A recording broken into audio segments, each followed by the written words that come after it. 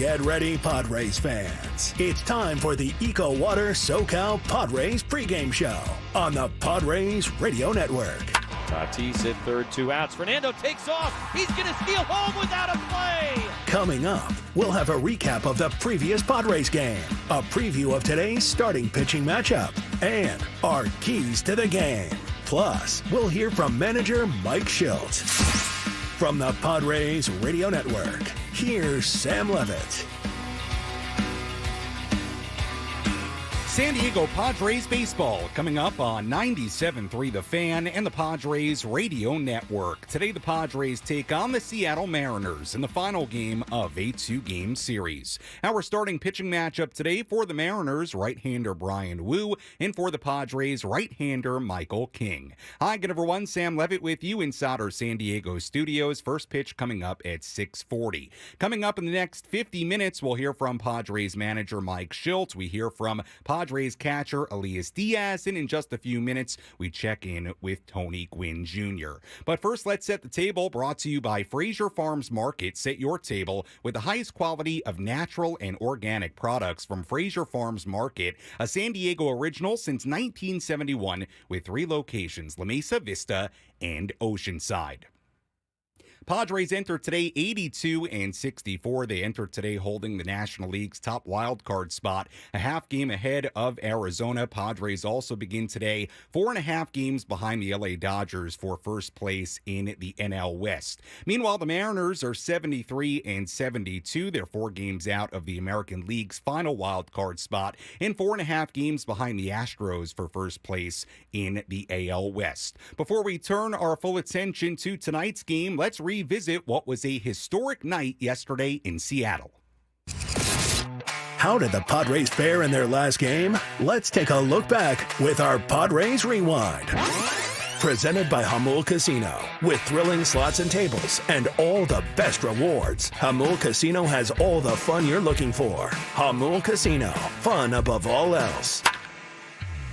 Last night, Yu Darvish gave up a couple of early solo home runs. The Mariners had a 2-0 lead as we went to the top of the third. There were 2 on base for Fernando Tatis Jr. First pitch, Tatis lines it in the air to right field and deep.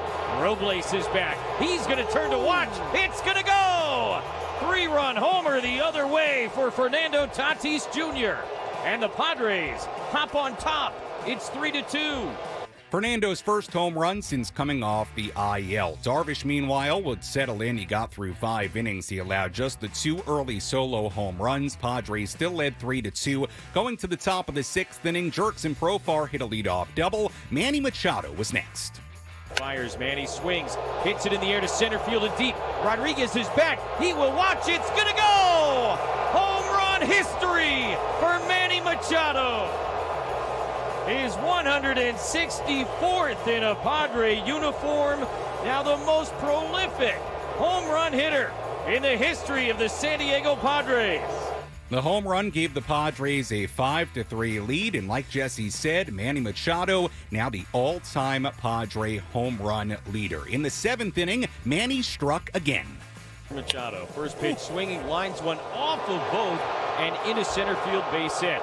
First run, Solano has scored.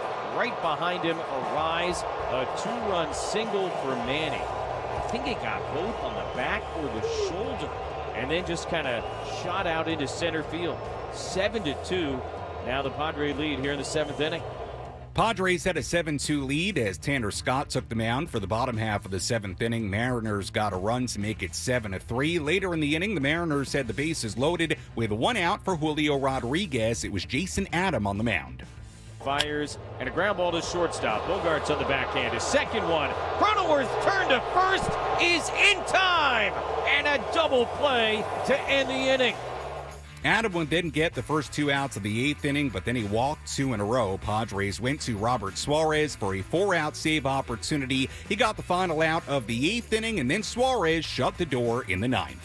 0-2 pitch, swung on and missed, strike 3. 100-mile-an-hour heater as Suarez blows that one past J-Rod to earn the save and end the game. Padres over the Mariners tonight, 7-3. Historic evening for Manny Machado and an excellent start from Yu Darvish as the Pods set themselves up for a potential 2-game sweep here tomorrow night. The Padres' 82nd win of the season, and now they turn to right-hander Michael King on the mound today as they go for that mini 2-game sweep in Seattle. Speaking of Seattle, let's go to T-Mobile Park. Let's go inside the Padres broadcast booth for a deep dive on today's matchup from Tony Gwynn Jr. in our Padres game preview on the Padres Radio Network. We check in with Tony Gwynn Jr. as we get ready for today's game on the Padres Radio Network. And Tony, let's begin with the moves the Padres made earlier today, and I'll get into the full breakdown of the moves that went down before today's game a little bit later. But obviously one of the more significant ones, the Padres optioning Luis Campusano back to AAA El Paso. Campusano has been with the team all year. Plenty of starts behind home plate this year for this team. Your reaction to that news when you saw that Campy was going back to AAA? I mean, in some ways you can kind of expect it. I mean, when you get to this time of the year, you want your best guys are going to play. And considering the spot that the Padres are in, 3 catchers, and the little bit of opportunity Elias has had, he's looked good. Mm-hmm. And so, you're going to use those roster spots accordingly. And so with Kyle really much taking the bulk of the load to this point, this gives Campy a chance to go down and play every day, get every day at bats. And, ultimately for the Padres, they want to put their best, 28 out there right now on this roster. And so they're going to go a different direction. Yeah, and obviously it probably means Elias Diaz will play a little bit more. Higashioka back in the lineup today for the Padres, and we will hear from Elias Diaz coming up a little bit later in our pregame coverage. And again, we'll get to the full roster moves from earlier today a little bit later. On the mound for the Padres today, right-hander Michael King. He continues to be really, really good, Tony. 6 innings against the Giants last week, 1 earned run allowed. What are the keys for Michael King here tonight against the Mariners offense that doesn't typically put up a ton of runs? I thought Michael kind of got back to some of the things that has led to him having great success over, especially that last start. I think previous start before that kind of threw a lot of pitches, was not as efficient, ended up coming out of that game. But in his last start, he was much more efficient, and it starts with his fastball command and being able to command that, because if that's on, everything else typically is right behind it. And so against an offense that has struggled mightily this year, I would expect him to attack the zone and try to establish that fastball early. Let's talk a little bit about Jurickson Profar in the Padres lineup here today. Profar had 2 hits yesterday, his first multi-hit game in a little bit. If you go back to his last 9 games, Tony, it's not like Profar's, really tearing the cover off the ball, but he has got on base. He actually has a 5-game hitting streak now. It seems like maybe Jurickson's starting to come around again. What do you think?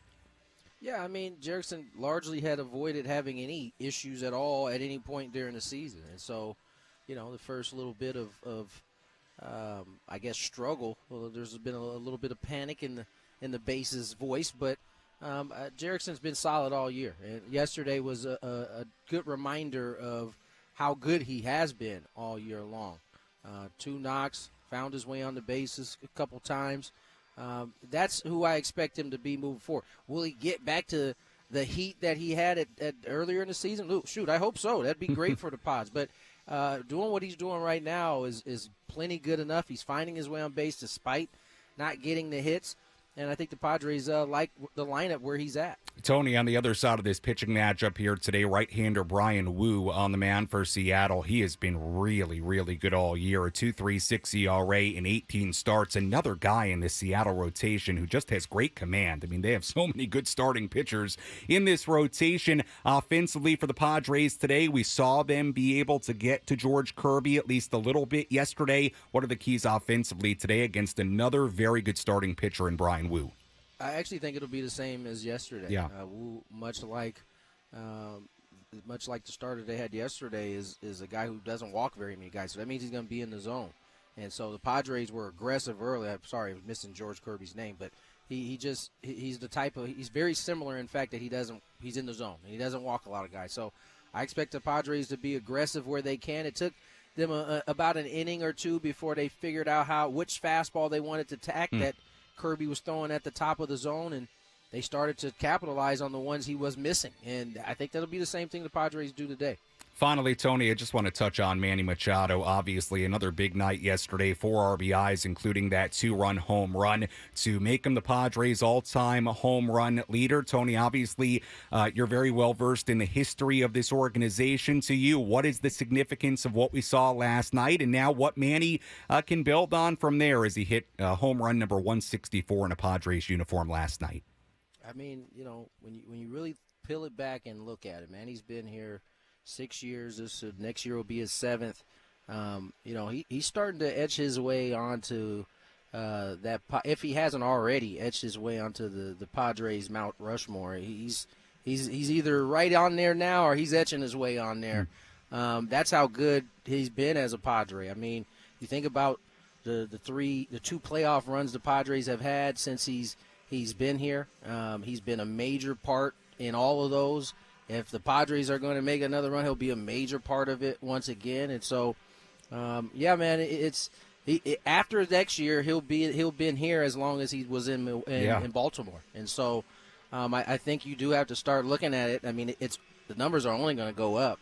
He's only going to keep climbing the leaderboard in a lot of those categories. So, I think that's the kind of conversation we're having. And speaking of numbers, you look at his numbers entering today for this season, Tony, 276, 26 home runs, 94 RBIs. Even with the early struggles, the elbow issue, the rehab from the elbow, it's just amazing. He always ends up with the numbers that you would imagine he'll end up with. So just a tremendous run as of late for Manny. Tony, as always, appreciate the time. We'll talk to you and Jesse coming up at 6:30 as the Padres wrap up this short 2-game series in Seattle. Thanks so much.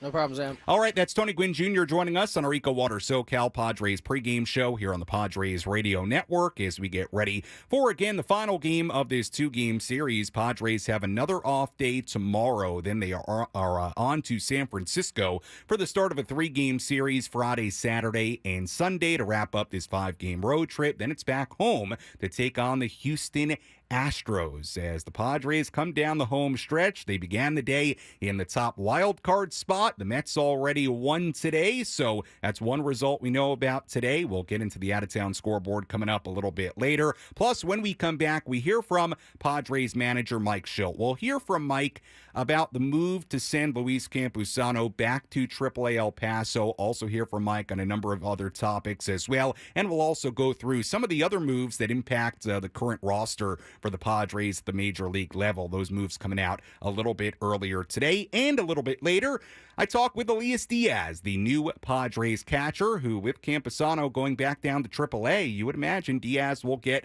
quite a bit of playing time here down the stretch. First pitch coming up at 6:40 in Seattle. Our EcoWater SoCal Padres pregame show continues when we return on the Padres Radio Network.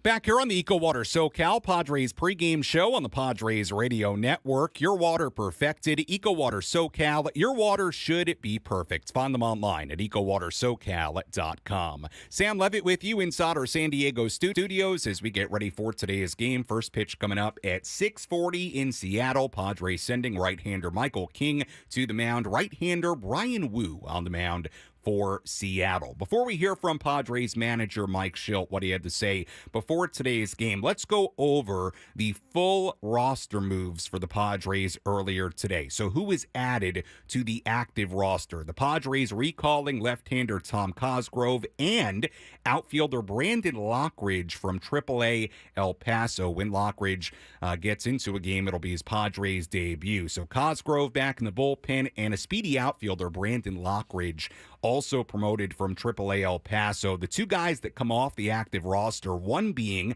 left-hander Martin Perez. He is on the paternity list, but he is scheduled to start in San Francisco over the weekend. We'll have more on that coming up a little bit later on when we preview the series in San Francisco during our post-game show.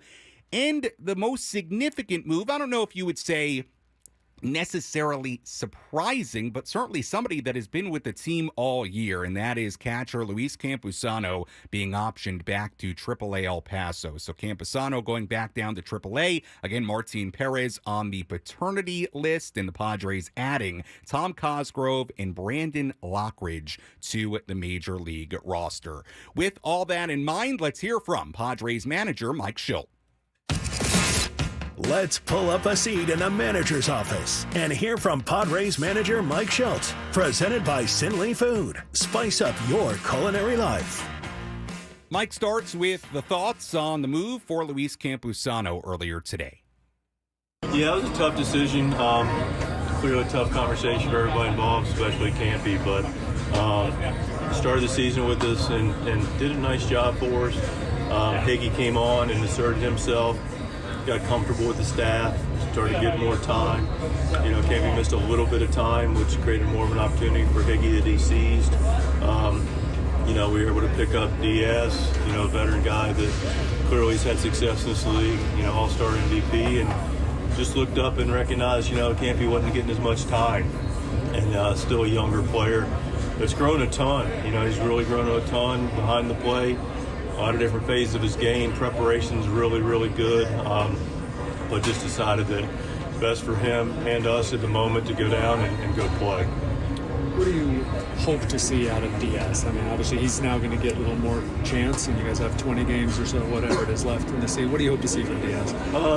Just what we've seen across the way, what we've seen, more of since he's been here. Just continue to get to know him, but, receive well, game management, take his good, productive, professional at-bats, but really just do what he can to run the staff. Obviously, Lockridge gives you some more versatility. You also have a lot of off days, but you got a couple outfielders that maybe could use a little rest. How do you see using him? We're in a mode now where guys are going. We do have some off days, so Toddy's still a fluid situation, but we got Peralta as well, who's more than earned his right to get out there.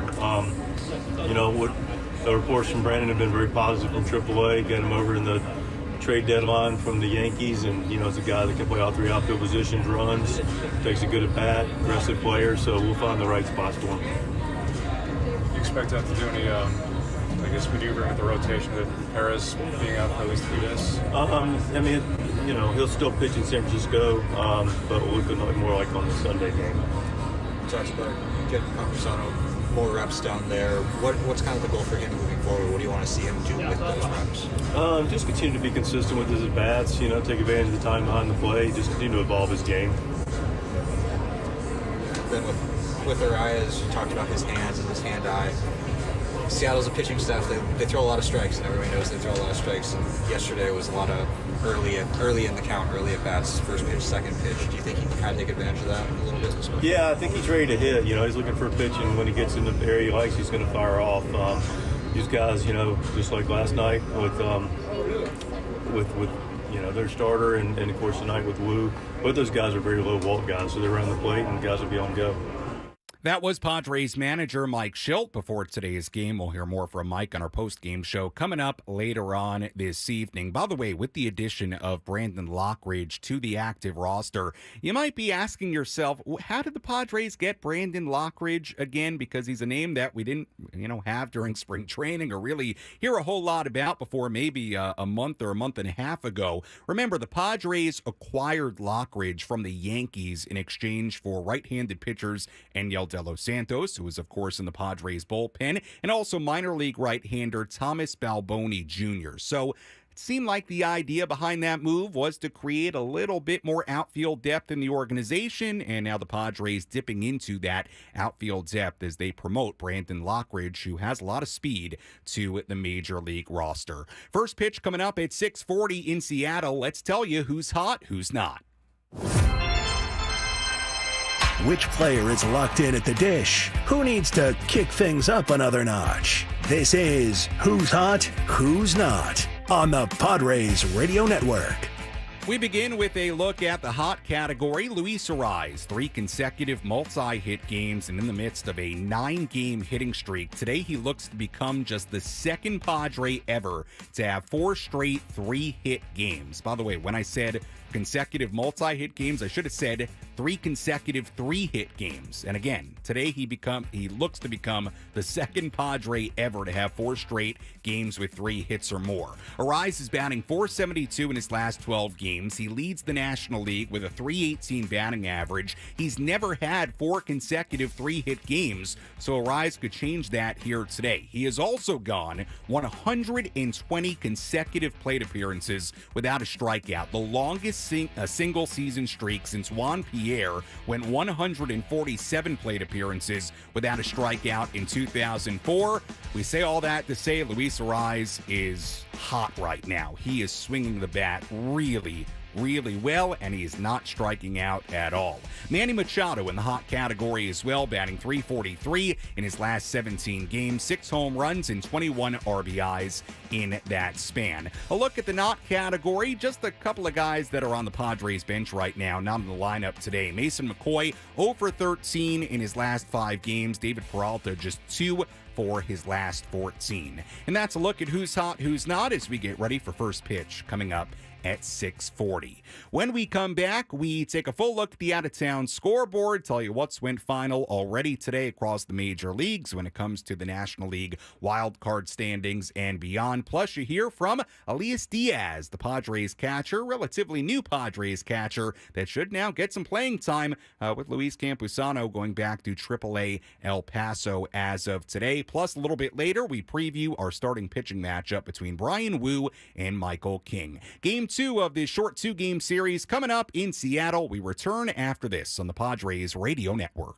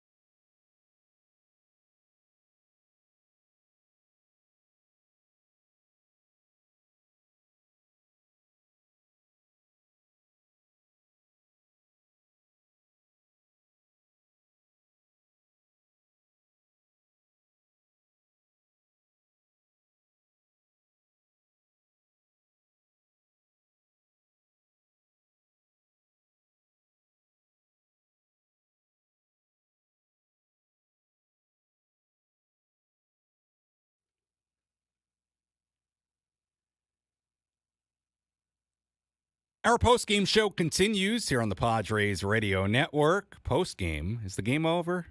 No, it is the pregame show here on the Padres Radio Network. My brain is on cruise control. We are in the midst of our pregame coverage as we get ready for today's game on the Padres Radio Network. That's like the third time I've done that in the last month. Just sometimes I'm thinking postgame when we're in pregame. Anyway, I promise you, today's game has not happened between the Padres and the Mariners. First pitch coming up at 6:40 in Seattle. Michael King on the mound for the Padres. It is right-hander Brian Wu on the mound for the Mariners. Coming up in this segment, we'll hear from new Padres catcher Elias Diaz. Plus, we have our keys to the game and a full look at the out-of-town scoreboard coming up in a little bit as well. First, let's give you the latest on Ha-Seong Kim. Who's in? Who's out? This is the Bada Fulkerson Injury Report, presented by San Diego's Bulldog Injury Attorneys, who hope you're never in an accident. But if you are, make Bada Fulkerson the first call you make. Hit him up 24/7 at badafulkerson.com. Ha-Seong Kim still on the IL with right shoulder inflammation. Took ground balls last week, attempted to throw across the diamond at close to full strength, but he was not able to do so. Kim still in the same holding pattern, hasn't really been able to progress to that next step of his rehab process, and as we found out yesterday, and it's the same deal here today, Xander Bogaerts back at shortstop for the Padres today, making his second start of the season at short. So you can read into that as you want, but maybe an indication that Ha-Seong is still a ways away from potentially returning. And that is the latest on Ha-Seong Kim, and right now the most significant injury the Padres are dealing with one of their starters. Let's take a full look at the out-of-town scoreboard, tell you what's going on today around the major leagues. Let's take a trip around the bigs and tell you about the scores you need to know in our out-of-town scoreboard. Presented by Jensen Meat, where great taste meets integrity. We have a number of finals already today. Nationals beat the Braves 5-1 in D.C. earlier, so that's good news for the Padres, good news for the Diamondbacks, good news for the Mets as well. Braves lose in D.C. 5-1. Phillies beat the Rays 3-2 in Philadelphia. Tigers beat the Rockies 7-4 in Detroit. Diamondbacks beat the Rangers 14-4 in Arizona. Eugenio Suarez, 2 home runs in that game for Arizona. Really interesting game in Toronto today. The Mets were being no-hit going into the 9th inning by Bowen Francis. Then Francisco Lindor tied the game. The first hit the Mets had in that 9th inning, a game-tying home run to tie the game at 1. The Mets went on to score 6 runs in that 9th inning, and they win the game 6-2. So again, they were trailing 1-0 in Toronto, 9th inning being no hit. Lindor ties it with a home run, the first Met hit of the day, and the Mets actually go on to win the game 6-2. Guardians beat the White Sox 6-4 in Chicago. Lane Thomas had 4 RBIs in that game for Cleveland. Pirates beat the Marlins 3-1 in Pittsburgh. Jared Triolo, a home run in that game for the Pirates. Games going on right now. Astros 3, A's 2 in Houston in the 4th inning. Reds and the Cardinals tied at 1 in St. Louis in the 5th inning. Orioles and the Red Sox tied at 2 at Fenway Park in the 8th inning. Twins 8, Angels 3 in Minnesota in the 7th. And finally, the Royals and the Yankees tied at 2 in the 7th inning. Games yet to begin. Brewers and the Giants in San Francisco at 6:45, and finally the Cubs and the Dodgers in LA at 7:10. And that is a full look at the out-of-town scoreboard on this Wednesday across the major league. So again, the games you care about the most. The Braves have already lost today. The Diamondbacks have won. The Mets have won. So we'll get to everything once the night is over, once we have the final score of the Padres game, tell you what you need to know. But what you need to know right now is this. The Padres hold that top wild card spot entering the day, so as long as they win today, they'll still be in that top wild card spot. But the Mets and the D-backs winning, Braves losing, and the Dodgers yet to play today. Well, with the news of Luis Campusano going back down to AAA El Paso, that likely means that new Padres catcher Elias Diaz will get some playing time here down the stretch. It'll be him and Kyle Higashioka splitting, not really splitting, but at least sharing some portion of the catching duties. Diaz, a veteran in the major major leagues, a good defensive catcher, has some power, spent a number of years with the Rockies, was a 2023 All-Star Game MVP, a veteran inside that clubhouse. I caught up with Elias Diaz earlier this week at Petco Park. Sam Levitt here on the Padres Radio Network as we get ready for today's game. And right now I'm joined by Padres catcher Elias Diaz alongside interpreter Pedro Gutierrez. Elias, you've had the chance now to be here for a little bit more than a week or so. What's the process been like getting acclimated with this new team here in San Diego? Elías, tienes poco más ya de la semana con el equipo. ¿Cuál ha sido el proceso de aclimatarte con la organización y ser simplemente un pelotero más de ese roster? Tratar de lo principal, tratar de adaptarme a los pitchers, de conocerlos, de la manera de su juego, de los reportes y todas esas cosas, pues y ha sido súper bien. Yo pienso ya me siento parte de este equipo como tal. My main focus has been trying to just get acclimated to every single pitcher. What are their strengths? What are the game plans? What is it that they want to do, particularly when they're on the mound? So I think that's been able to go great.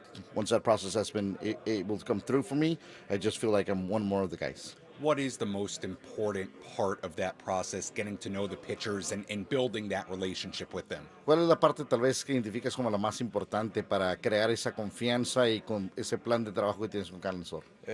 La comunicación, estar en comunicación con ellos, preguntarles qué les gusta, qué no les gusta, ver videos, ver el plan de ataque de ellos y estar alrededor de ellos, tratando de conocerlos. I'm mostly just trying to get to know them. Obviously, communication is the main part, just knowing what they want to do, how do they want to do it, looking a lot of videos, studying them, just trying to get to know what are the biggest strengths, and that's basically the key, just having that constant communication with each and one of them. Elias, you joined this team in the midst of a really, really nice run in the second half. Now this team coming down the home stretch, trying to get to the postseason. What have been your early impressions of this team and the way they play? ¿Cuáles son las impresiones que has tenido? Porque te integras a un equipo que está en la pelea, que está en la contienda y que tiene excelentes resultados en esa segunda mitad. Las impresiones ahora que te integras y eres un Padre de San Diego. El grupo de guys de peloteros que tienen, que todos son unidos, todos se preparan para ganar todos los días. Es una armonía que hay en el clubhouse, tanto de los coaches con los peloteros. Y para mí es un honor de verdad poder estar aquí y bueno y esperar el momento para poder dar mi grano de arena para ayudar al equipo a ganar también. Yeah, basically what I've seen so far that I've liked a lot is how close this team is, how they prepare each and every single day just to make sure they have the best opportunity of success in the field. And for my part, I'm just waiting for every single turn that I get, trying to pitch in what I can do, what I can bring to this ball club, and the main focus is to try to help this team win. Elias, obviously you've played here as an opponent many times. Now you're playing at Petco Park. The place is almost sold out, if not sold out, every single night. What's it like to now play here in a place where you are the home player? Conoces ese estadio, eres rival para los Padres muchos años, conoces la afición. Ahora, ¿cómo han cambiado las cosas para ti desde el punto de vista que llegas y tienes prácticamente un estadio lleno todos los días y están apoyándote a ti y a tus compañeros? Es una motivación bastante grande, bastante bonita. Siempre que venía a jugar aquí a San Diego me encantaba. Era una de las cosas. Los fanáticos siempre estaba full. La energía de jugar aquí es increíble y pues ahora la tengo como home club y eso es una motivación que uno tiene a diario para salir a brindar el mejor espectáculo afuera. Well, that's a great motivation now that I'm on this part of the dugout. Now, on this side with the Padres, having that motivation, having that energy from the crowd is obviously great. It's something I admired from afar when I was coming in as a rival facing the Padres, but it's good for me to be on this side and now have that same support coming behind my back. Finally, Elias, I just want to ask you about some of your teammates. Obviously, on Friday, you see Manny Machado hit 2 home runs, tie a franchise all-time home run record. So many all-star caliber players like yourself on this team, whether it be Manny, whether it be Fernando Tatis Jr., Luis Arraez, list goes on and on and on. What's it like to be inside this clubhouse with the amount of talent this team has? Con el talento que hay en ese roster, muchas superestrellas, Manny Machado, Fernando Tatis, Luis Arraez, tú también uno de ellos, jugador más valioso en Juego de Estrellas el año pasado. ¿Cómo ha sido para ti el integrarte, pero en lo particular un roster que tiene tantas superestrellas? Es increíble, de verdad que es increíble. Es algo que que te ayuda a ti a seguir creciendo en verlos de la manera que ellos que nos comunicamos, de la manera que se ayudan en uno al otro, de la manera que juegan, de cómo hacen los ajustes. Eso es algo que te contagia y tú aprendes para ser mejor pelotero día a día. Ellos te ayudan a tú ser mejor día a día. Well, that's a great example for me, just having them nearby. It's a great example of how they can continue to grow and be a better player, just the way they communicate, they help each other out. I'm trying to be part of that process, help them, have them also help myself. So it's a great process in terms of how everybody gets to pitch in to make themselves better, and obviously the results, you can see them on the field. Elias, welcome to the Padres. Thanks so much for the time, and best of luck with everything the rest of this season. Muchas gracias por tu tiempo, gracias por estar con nosotros y el mejor de los éxitos que viene para ti en esta parte con los Padres. Muchas gracias, muchas gracias. Thank you, thank you, thank you. All right, that was Elias Diaz. I said earlier this week. Really, we recorded that during the last homestand, but either way, good stuff there with new Padres catcher Elias Diaz, and we'll see when Elias now gets in the lineup again. Kyle Higashioka doing the catching for the Padres here tonight as they get ready to take on the Mariners in Seattle. First pitch coming up at 6:40. Let's give you our keys to tonight's game. How will the Padres unlock a victory in today's game? These are the keys to the game. Presented by Honor Buick GMC Hummer in National City. Key number one, the top of the lineup. The Padres' top four in the lineup last night, Luis Arraez, Fernando Tatis Jr., Jurickson Profar, and Manny Machado went a combined 9 for 19 with 2 home runs, 7 RBIs, and 5 runs scored. Machado continues to be a great run producer, 24 RBIs in his last 23 games. He's now up to 94 this season, which all of a sudden ranks 5th in the National League. The Padres are 25-0 when Manny has multiple RBIs in a game. He had 4 RBIs last night. So the question here tonight, can Manny and the others in the top 4 of the lineup produce like that again? We're going to find out. That's key number one. Key number two, limit the 3 R's in the Mariner lineup. Raley, Robles, and Raleigh.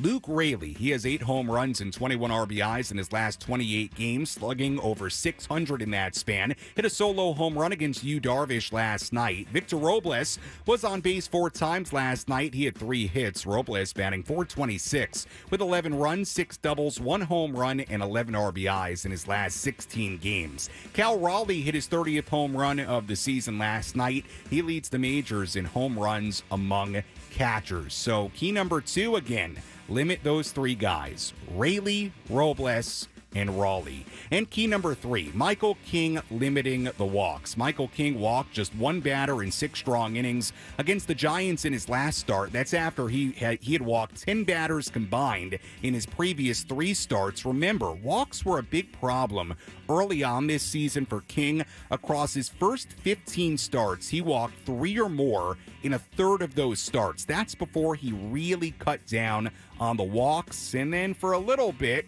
in the last month or so, they were a problem again, but not a problem in that last start. So we want to see a repeat of what Michael King did against the Giants. Good command, good control, few walks.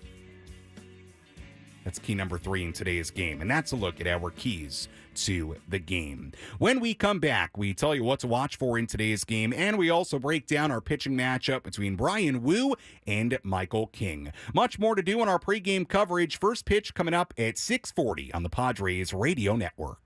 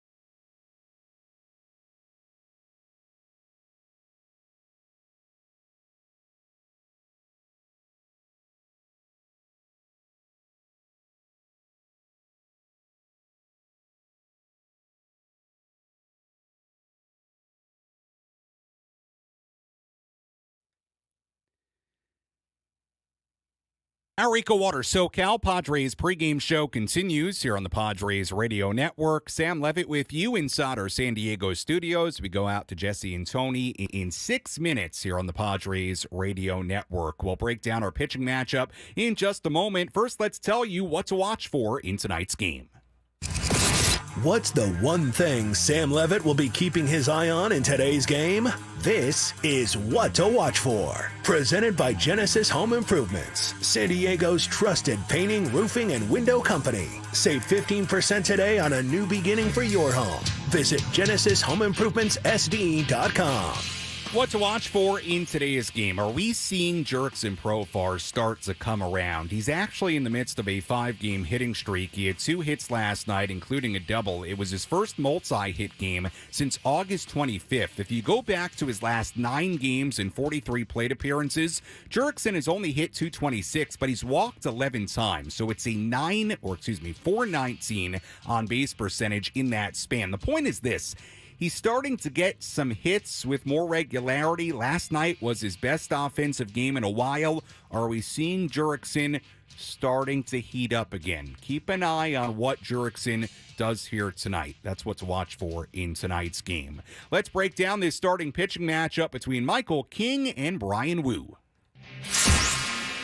Let's take a look at who's on the bump today with our starting pitching preview. Presented by Chimney Sweeps, Inc., San Diego's trusted chimney and fireplace service company for 40 years. Call Chimney Sweeps, Inc. at 1-800-CHIMNEY or book an inspection online at chimneysweepsinc.com. Right-hander Michael King on the mound for the Padres today. The 29-year-old is 12-8, a 3.10 ERA. That's the 4th lowest ERA in the National League. 28 outings, a career-high 156-plus innings. He struck out 185, walked 58. King has allowed 2 or fewer runs in 10 of his last 11 starts. He's posted a 2.14 ERA in that span. King allowed 1 earned run in 6 innings against the Giants last week. He has a 2.08 ERA in 3 outings against the Mariners in his career. Faced the Mariners back in July at Petco Park, gave up 1 earned run in 6 innings. Meanwhile, on the mound for Seattle, right-hander Bryan Woo. The 24-year-old is 7-2, a 2.36 ERA, 18 starts, 99 innings. He has great command. He's faced 85 consecutive batters without issuing a walk. He's only walked 9 in those 99 innings. Woo has the lowest ERA in the American League among pitchers with at least 90 innings of work. His last start in Oakland, 5 innings, 2 runs given up. He struck out 6 and walked nobody. The home run ball has been a bit of a problem for him lately. He's allowed 6 home runs in his last 4 starts. He allowed just 4 home runs in his first 14 outings of the season. He's especially good against righties. They're batting just 185 against him this season. Lefties batting 222. And this will be Bryan Woo's first career start against San Diego. And that's a look at our starting pitching matchup today. Michael King for the Padres and Bryan Woo on the mound for Seattle. You've been listening to the EcoWater SoCal Padres pregame show on the Padres Radio Network. EcoWater SoCal, your water should be perfect. Find them online at EcoWaterSoCal.com. When we come back, Jesse Agler, Tony Gwynn Jr. have the full starting lineups, first pitch, and all the play-by-play as the Padres look for a 2-game sweep of the Mariners in Seattle. When we come back, it's Jesse and Tony. I'll talk to you on our postgame show. You're listening to your home for San Diego Padres baseball, 97.3 The Fan and the Padres Radio Network.